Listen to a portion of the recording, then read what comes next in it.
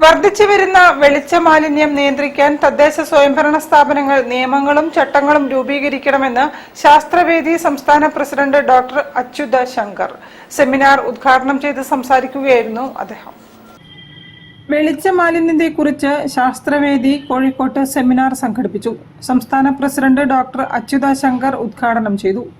തട്ടുകടകളിൽ പ്രവർത്തിക്കുന്ന തൊഴിലാളികൾക്ക് ശക്തമായ LED ബൾബുകളുടെ പ്രകാശം തുടർച്ചയായി ഏൽക്കുന്നത് കാരണം ആരോഗ്യ പ്രശ്നങ്ങൾ ഉണ്ടാകുമെന്നും ഇതിനായി ബോധവൽക്കരണം വേണമെന്നും അദ്ദേഹം അഭിപ്രായപ്പെട്ടു. ശാസ്ത്രവേദി രൂപവൽക്കരണം ചെയ്ത പ്രത്യേക ഷെയ്ഡുകൾ ഈ പ്രശ്നത്തിന് ചെറിയ തോതിൽ പരിഹാരമാകുമെന്നുകൂടി അദ്ദേഹം നിർദ്ദേശിച്ചു. എനിക്ക് പറയാൻ വളരെ സന്തോഷമുണ്ട്. കേരളത്തിലെ പ്രബല ശാസ്ത്ര സംഘടന എന്നറിയപ്പെടുന്ന സംഘടനയേക്കാൾ കൂടുതൽ നമുക്ക് പുസ്തകം വിൽക്കാൻ സാധിച്ചു.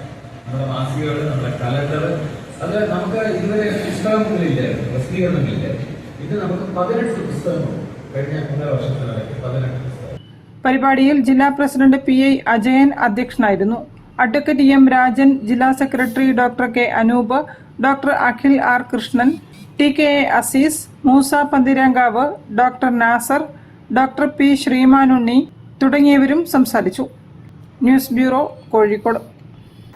വാർത്തകളിൽ ഒരു ഇടവേള.